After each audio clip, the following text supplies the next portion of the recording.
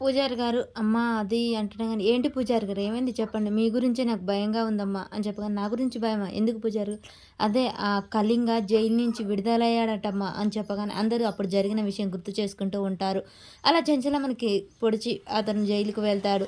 "ఆ రోజే అంత ప్రమాదం చేసినవాడు ఆ కళింగ ఈరోజు జైలు నుంచి విడుదలయితున్నాడమ్మా" అని చెప్పగానే అతన్ని చూపిస్తూ ఉంటారు. కళింగ పరమ దుర్మార్గుడు. అలా అతన్ని చూపిస్తూ ఉండగానే చెంచలమ్మ కూడా అతని గురించి ఆలోచిస్తూ ఉంటుంది. అలా తను చాలా రౌడీ దుర్మార్గంగా చేస్తూ ఉంటాడు. అతను అలా వచ్చి తన బండి మీద కూర్చుంటాడు. చెంచలమ్మ చేసిన అవమానాన్నే గుర్తు చేసుకుంటూ ఉంటాడు. అలాంటి దుర్మార్గుడిని మీరు జైలు పాలు చేశారు. అతను ఇప్పుడు రిలీజ్ అయ్యి వస్తున్నాడట. అతను బయటకొచ్చాక ఖచ్చితంగా మీకు ప్రాణహాని ఉంటుందమ్మా. వాడు మిమ్మల్ని వదిలిపెట్టడు. అదే మాకు భయంగా ఉంది అని చెప్పేసి పూజారి గారు చెప్తూ ఉంటాడు. ఈ రౌడీ మాత్రం అలా కూర్చొని చెంచలమ్మ చేసిన విషయాన్ని గుర్తు చేసుకుంటూ ఇక బండి పోనీర్రా ఆ చెంచలమ్మ వైపు అన్నట్టు చెప్తూ సైగ చేస్తూ ఉంటాడు.